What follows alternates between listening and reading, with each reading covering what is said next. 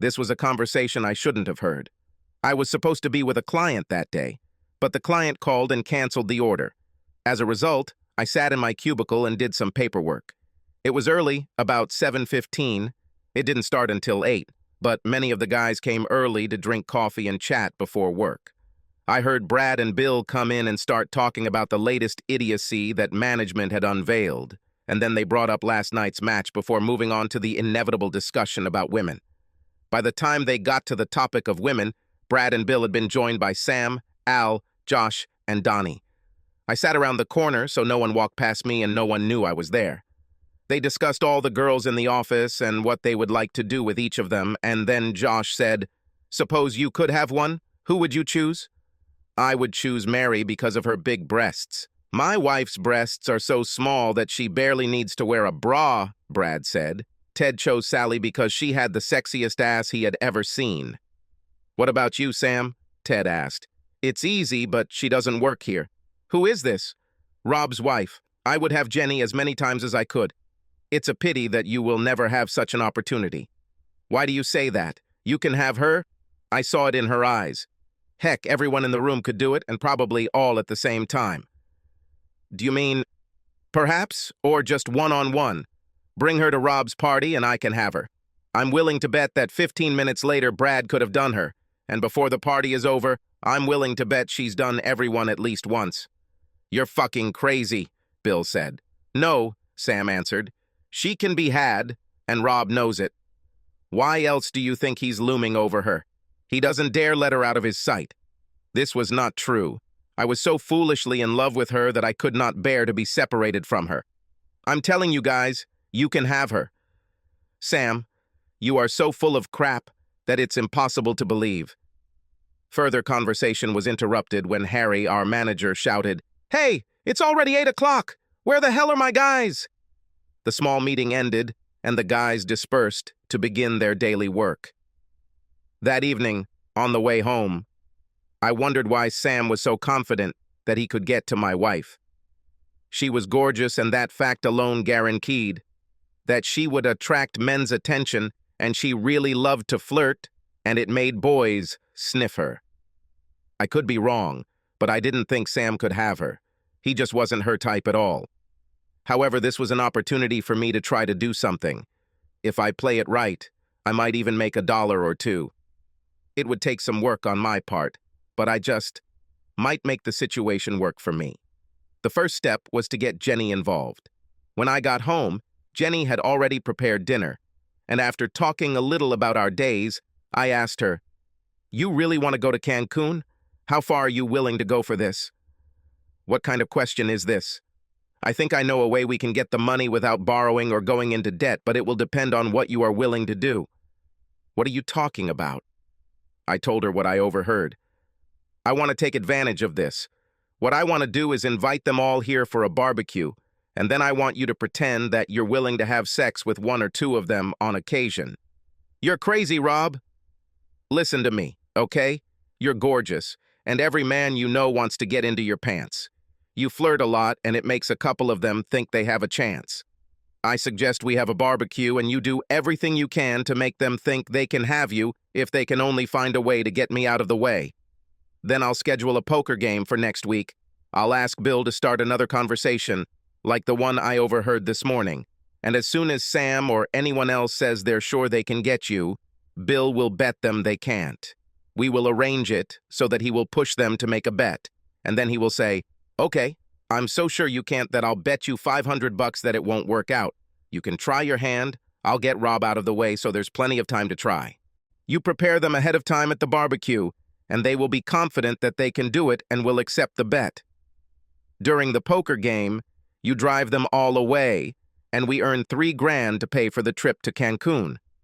What should I do at the barbecue? Continue with your usual flirting and go a little further. What do you mean next? It will depend entirely on you. Anything except sex itself. So, you're saying that I should let myself be touched, maybe rubbed through my pants, a few heavy kisses, and send everyone home with a box of blue balls? Yes, something like that. I want them to leave the barbecue confident that they can have you if they get the chance. How are you going to get Bill to agree? I'll offer him $500. This will still leave us $2,500 for the trip. How about this? Do you think you can do it?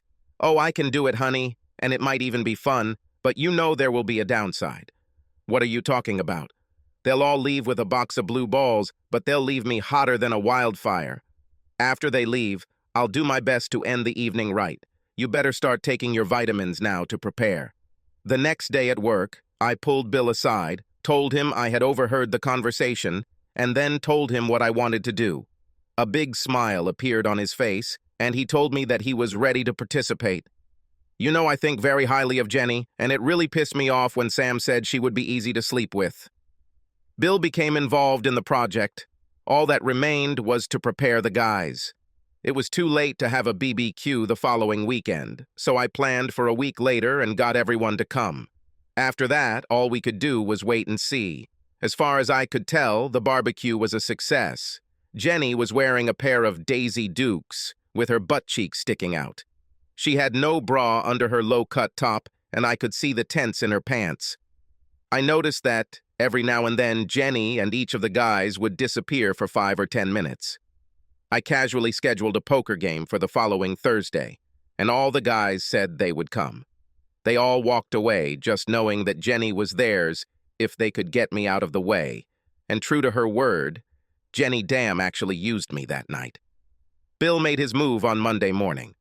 I made sure I was late for work, so they wouldn't have to sweat over me eavesdropping on them. But I had a voice-activated tape recorder in my cubicle to catch the conversation. The conversation started with everyone commenting on how hot Jenny looked at the BBQ, and Sam said, "I'm telling you guys, she can be taken if only we can get to her when Rob isn't around." Everyone said they agreed with him, but it was almost impossible to get me out of the way, and then Bill got involved.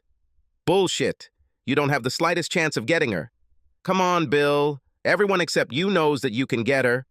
I think you have a crush on her or something, and are looking at her through rose-colored glasses."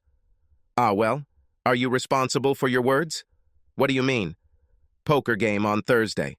I'll get Rob out of the way, and you'll take your best shot. I'll bet everyone $500 that you won't even kiss. Do you have $3,000 that you can afford to lose? Hey, the stakes are on the table. You guys are so sure to put up or shut up." One by one, the guys said they were in. "Okay," said Bill. "I'll give Rob something that will knock him out. Once it falls, you can all do your best. Only one rule, she herself must be ready. Neither get her drunk nor force her to do anything. Do you agree?" "Yes, Bill, we agree. On game night, I made Jenny dress sexy as hell. High heels, miniskirt, and low-cut blouse. We said she was supposed to go out with her friends while we played cards, but things fell through at the last minute, and she decided to stay and act as hostess. We all sat down, sorted out the cards, and started the game. We were on line 3 when the phone rang and Jenny answered. "This is you, Rob. This is Sally." Sally was my brother's wife. I got up, went to the phone, and returned a couple of minutes later. "My brother had an accident and was taken to the hospital. I'll have to leave, but there's no reason to end the game." I kissed Jenny, told her I'd call her from the hospital, and left. I went to Murphy's bar, had a beer, and then called home and asked Jenny to tell the guys that I wouldn't be back until the morning. Dan has a concussion, and now he's still not himself. Sally should be home with the kids, so I'll have to stay here until he wakes up. Doctors say this may take several hours. I'll go to work from here in the morning. I told her I loved her and would call her as soon as he woke up. Then I called Sally, thanked her for calling, and told her I owed her a favor. I had a couple more beers and stopped for the night at Motel 6. At 6, I called Jenny and told her that Dan had woken up and everything seemed okay. At work, a smiling Bill came up to me and handed me an envelope. "There are 3 pieces. You didn't take out your share?" "Oh no, Rob, it was good for me. Spend extra on Jenny when you get to Cancun." "After I left, everything went well?" "It's a pity that your brother was hurt, but it made us feel better. If we had used that drug, you would have been in the house longer, and that would have delayed them a little. But with you gone, they decided they were free. The guys were a little disappointed when they left your house last night. Jenny led them until they were sure they would force her to pull the train, and then she hit them. God, it was great to see Sam walk away with his tail between his legs. Around 10, I told my boss I wasn't feeling well and went home. Jenny will be at work until 5 and won't be back until 5:45. I went down to the basement workshop, opened the toolbox, and pulled out 5 voice-activated tape recorders that I had hidden in the house before the barbecue. I rewound the first one and pressed the play button. I heard heavy breathing and what could have been a kiss. And then Brad said, "God, you're so hot. Do we have time for quick sex?" "I'm afraid not," Jenny answered. "Maybe at poker." Let me suggest something. I heard the sound of a zipper being unzipped, and then Jenny said, "Give me a kiss." Oh my God. Put it away, baby, and look forward to playing poker, okay? Sound door opening and closing, and then the tape recorder turned off. A second later, it all started again. "Did anyone see us come in?" "No," Sam replied. "You told me to be careful, so I made sure there was no one around." "Give me a look at your dignity." "Here. Are we going to do it here?" "No, silly. We won't do this until the poker game. I just want to see what's in front of me." There was the sound of a zipper being unzipped, and Jenny said, "Whoa!" "Put it away, baby. We need to get back to the party," Jenny said, and then the sound of the door opening and closing was heard. There was nothing else on that tape recorder, so I moved on to the next one. The door opened and closed, and then I heard Al Day. "How much time do we have?" "Just long enough for you to show me what to expect from playing poker." "Lord, Al, if I had known, we would have been playing a long time ago." "What are you doing?" "I'm taking off my shorts." "For what?" "I can't wait for poker to see what it's like." The sound of clothes falling to the floor, and then, "Oh God, yes, exactly." Crap. I wouldn't like to stop. It's a pity that we don't have more time, but we need to hurry to the party. More sounds of clothes, and then sounds of kissing, followed by Jenny's words. "I don't want to wait until Thursday, baby, but damn, I have to." There was nothing else on this tape recorder, nor on the next one.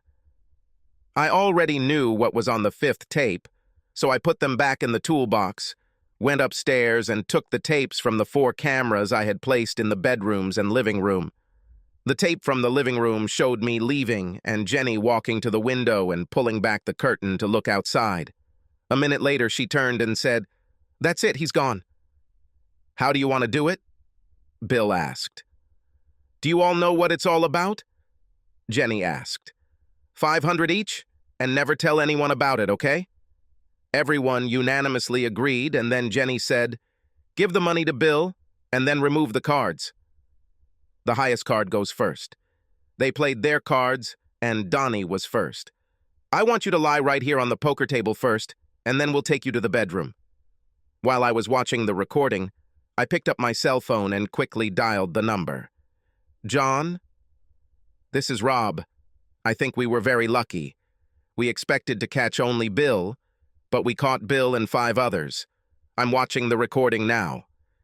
"Yes. Keep reading the newspapers and we'll meet on Tuesday." "Okay. See you then." I switched off and went back to watching the tape.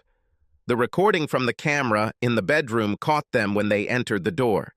Just then the phone rang, and it was me calling Jenny to tell her that I was going to stay at the hospital and go to work from there. "He's not coming home, guys, so we have until you go to work, if you can hold out that long." After that, everything started to repeat itself as the 6 men used Jenny in every way. By 2 o'clock in the morning, everyone except Bill was dressed to leave. "When can we do this again?" asked Elle. "Whenever you have 500. After everyone had left, Jenny and Bill got into bed, and Jenny snuggled up to Bill. Was I big enough of a slut for my lover? Oh God, yes. When I told you that this was my biggest fantasy, I never thought that you would actually do it. I never thought I'd do it either, but I really want to go to Cancun, and the chance to get money to pay for the trip was too good to pass up. I'm very sorry that I didn't. Lover, maybe next time." A few minutes later, they were already asleep. When Jenny got home from work, I was sitting on the back porch sipping a beer. She came out, sat down next to me, leaned over, and kissed me. "How was your day?" she asked. To be honest, one of the best. About? Did something good happen? I think yes. I feel like I got rid of excess baggage and saved a ton of money. How did you manage that? Last night, I recorded your wonderful evening. I looked at her. Why are you so pale, my love? Maybe you're surprised that your loving hubby isn't as stupid as you thought. I'm sure I don't know what you mean. No? Well, let me explain everything to you. I found out about you and Bill 3 months ago. I went to see a divorce lawyer and got some bad news. It doesn't matter if you're a cheater. In this state, divorce results in a 50-50 division of property. The courts tend to side with women, which means I would probably end up paying your lawyer's fees and all the court costs. That was a price I wasn't willing to pay to get rid of your walking ass. However, there was a way around this. If I could catch you committing a crime against me, I could dump your ass, and it would only cost me my lawyer's fees and court costs, and I would end up with all the assets. I just couldn't figure out how to do it until you started insisting on going to Cancun. Then I overheard a conversation between Brad, Sam, and the guys, and wondered if I could use it to my advantage. I gave you a song and dance about betting with guys, and you and your lover took the ball and ran with it. I've been taping all your phone calls for 3 months now, trying to catch you doing something that I could use against you, and I know all about how you and Bill wanted to have a gangbang with the guys at work. I had 4 voice recorders hidden around the house during barbecues.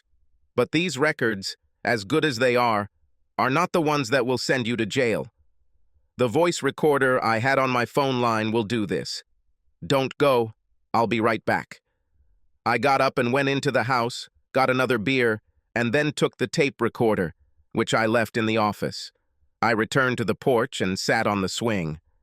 It's a good story, the one that will land you and Bill in jail. Here, listen. I did a little editing to remove any hint that I was involved in setting anything up, and I pressed play. Have you decided to let them all use you? How do we do this? You'll show everyone your breasts, and it will distract Rob while I spike his drink. It would knock him out, and he wouldn't remember anything when he woke up. While he's gone, you can do whatever you want. Hole his callus with a beer bottle. Cut an inch off his dignity. Whatever you want. He won't know until he wakes up. Cut off an inch? He doesn't have enough as it is. I like the beer bottle idea, though. Maybe after I'm done with all the guys and they've left, we can have some fun with Rob. We can always tell him that he did it voluntarily, but was too drunk to remember. I pressed the stop button.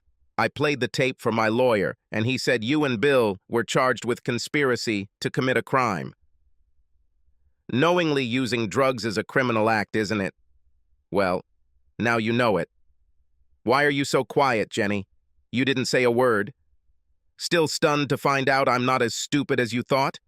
It doesn't matter, I still won't listen to you.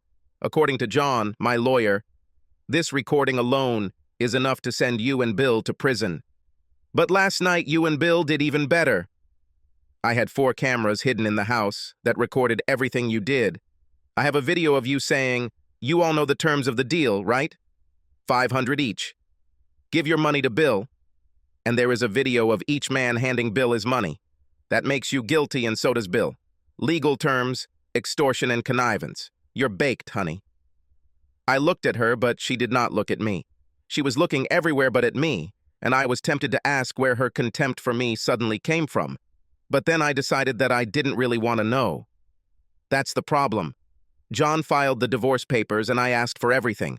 House, savings, certificates of deposit, everything except your car.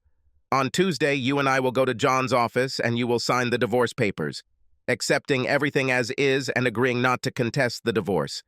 Having finished this, we leave John's office and go in different directions. If you don't sign these papers on Tuesday, John will turn over the records to the assistant district attorney, and you and Bill will end up in criminal court and most likely in jail. Your choice, and I need to know by 4 o'clock on Monday evening so I can tell John we'll be there on Tuesday. If he doesn't hear from me by the time his office closes at 5, he'll see the DA first thing Tuesday morning. Still don't want to tell me anything, Jenny? Well, you might want to talk it over with Bill, because if you go there, He'll go with you. Next to the phone is my lawyer's card. I'm suing Bill for alienation of affection, and he might want to call John and see if it's possible to settle out of court.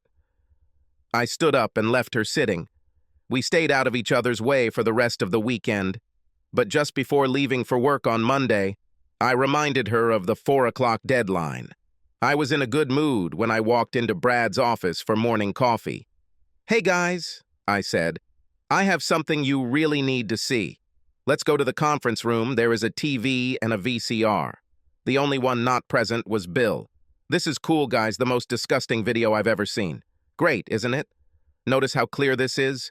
You can tell who the players are. None of them turned to me until I said I was so pleased with how well the film turned out that I made several copies and sent them to each of your wives by special messenger. I've specified delivery by 8 a.m., so most should be delivered by now. I called ahead to let your wives know it was coming. Al, your wife, asked me to send her a copy to her father. He's a lawyer, isn't he? Oh, and Sam. Debbie asked me to send her a copy to her office. She seems to think that since you get home from work before her, she might disappear, which she really, really wants to see. Have questions? No. I can't believe no one wants to talk about this. Jenny couldn't talk to me either. I'm not going to talk to you, bastard. I'm just going to kick your ass, Donnie muttered. Go ahead, Donnie. But know one thing. In the mood I'm in right now, you'll have to kill me so I don't kill you. And that's my damn promise. Does anyone else have anything else to say? No? Okay, guys. It's already 8 o'clock. Time to start. Bill never showed up to work that day, and I got nothing but dirty looks from everyone else all day. At 3:30, Harry called me into his office and asked me what was going on, and I told him the whole story. Can you work with them? I won't have problems with them because I got even with them. The question is, can they work with me? I will not tolerate disagreements in the office if they interfere with work. Tell it to them, Harry, not to me. But I will say this. If you decide to fire me because of what they did and my reaction to it, you better make sure my severance package is a damn good one, or you'll find that I have a damn good lawyer. Are you threatening me, Rob? No. I just want to say that if you fire me and not them, I will sue. I will do my job the same way I always have, and you haven't had any complaints about my work for over 10 years. You fired me because these assholes don't want to work with me, and that's the same as siding with them, and I won't stand for it. At 3:50, Jenny called. Bill says we have to fight. He says you don't have enough reason to stand your ground. Okay, Jenny, remember, it was your choice. I hung up and called John and told him about Jenny's decision, and he said he was letting the ball roll. Bill came to work the next day and tried to avoid me. At 2 o'clock in the afternoon, Jenny called me. What the hell is going on, Rob? I was just served with divorce papers and a restraining order. I can't approach you or enter our house. And what? This is my home too, Rob. Talk to Judge Jenny. According to the records in my lawyer's possession, you intended to cause me bodily harm, and I told my lawyer that I did not want you anywhere near me. I need clothes and things, Rob. Let me know when you want to come. If it fits into my schedule, I'll arrange for a sheriff's deputy to be there and let me take personal items, but only personal items, you know? Why are you acting like this? Why are you doing this to me? It's called getting even with Jenny. This is partial payback for what you and Bill did to me behind my back. The next day at 10:24, 2 sheriff's deputies came to the office and took Bill into custody. When he was taken out in handcuffs, his face was pale. I called John to let him know, and he told me that things don't usually happen that fast. But he told the judge that since Bill works at the same place as me, he fears for my safety, and that should have taken the situation up a notch. At 4 o'clock in the afternoon, I received a call from Judy, Jenny's sister. Jenny just called me. She's in jail. What the hell is going on, Rob, and why is she calling me and not you? All I can tell you, Judy, is what I hear. Hopefully they keep her there for a couple more years. She called you because she knew I would have hung up on her because she cheated. Treason? Oh, God. I warned her, but she didn't listen. Did you know? Everyone knew. Everyone except you. Thanks for letting me know. What are you waiting for, Rob? She's my sister. Take care of yourself, Judy. And I hung up. The next day I had just returned from lunch when Jason Milner called me. I am your wife's court-appointed lawyer. She just had a bail hearing, and her bail was set at $35,000. She needs $3,500 for a guarantor, and he wants you to put up your house as collateral. Given the circumstances that brought her to prison, Mr. Milner, I'd say you have a better chance of winning the lottery than ever before. The house is half hers, sir. Wonderful. She can put up her half. The guarantor does not agree to this. That's what I'm counting on. Won't you help her? Not one bit, Mr. Milner. I gave her a chance to walk away from this mess, but she let her boyfriend talk her out of it. Let him rot in prison, I don't care. She would like to see you. I can do it. Seeing her in an orange jumpsuit will make me feel better. What are the visiting hours? I was sitting on the other side of the screen when it was brought in. She was wearing an orange jumpsuit with chains on her ankles and handcuffs. I asked about this later and found out that it didn't matter who you were or what you were in, as standard operation procedure involved moving all prisoners in handcuffs and leg chains. They removed her handcuffs but left the chains on her legs and led her to the seat opposite me. She sat down, looked at me, and began to cry. Get me out of here, Rob. Please, get me out. No way, Jenny. I gave you a choice that would have kept you from doing this, but you listened to your lover, not me. I don't know if he seduced you or if you pulled him into your affair, but the point is that he cost you your marriage, and now he costs you your freedom. You could have signed the papers John had prepared and left, but you let Bill talk you out of it in order to force Bill to post bail somehow. When you're found guilty, which John says is inevitable, I'll still get the divorce and everything I asked for, so I'm kind of glad it's going that way. I like to see you in chains. Enjoy life, Jenny. You gave up a good marriage for the privilege of being here, so you should at least try to enjoy it. I stood up and walked out of the visiting room when she screamed, Please, Rob, please don't leave me here. A young man stood in the corridor with a briefcase. When he saw me, he came up to me and introduced himself as Jason Milner. We need to talk before this mess goes too far. Let's. I talked to your wife and Mr. Bolton, and they told me that this was all your idea, and I'm afraid I'll have to tell it in court. Why don't we see if there is some way to resolve this matter without going to trial? How long have you been doing this, Mr. Milner? 5 years, what? And in all these years you still haven't realized that your clients will say anything they think will help their chances? I have audio and video recordings of them plotting against me, Mr. Milner. What do they have to back up their claims? I gave them both a chance to keep this civil suit, and the two of them decided to decline. See you in court, Mr. Milner. Bill rented out his house and put down a deposit. And when Jenny found out he was out and she wasn't going out, she was furious. She turned to Bill and said it was his idea, and in exchange for a plea deal, she agreed to testify against him. Her testimony, supported by tapes, was sufficient. The trial lasted less than 24 hours, and the jury was out for less than an hour. As part of a plea bargain, Jenny pleaded guilty and was sentenced to 1 year with credit for time served, 4 months. And the rest of the time she was given probation and ordered to perform 500 hours of community service.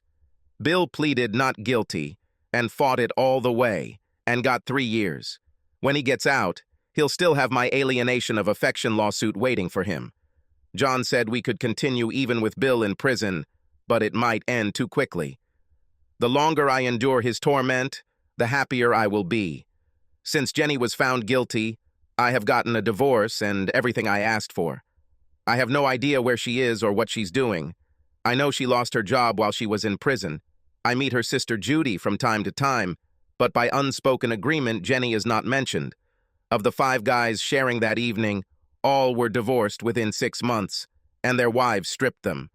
2 were fired within 6 months, 2 others quit within the next year, and Sam made the mistake of waiting for me in the parking lot the day he quit. It cost him a broken nose, 2 broken ribs, and 5 missing teeth. I was in pain for a couple of days after that. But as weird as it may sound, it was good pain, satisfying pain. Of these, only Donnie still works with me. and we are polite when necessary and avoid each other as much as possible. $3,000? It paid for my 2 weeks in Cancun while Jenny was in jail. The biggest surprise in this whole case? That I got away with it. Milner was right. I arranged everything, but I had no idea it would turn out as good as it did. All I wanted was a divorce, on the most favorable terms for me.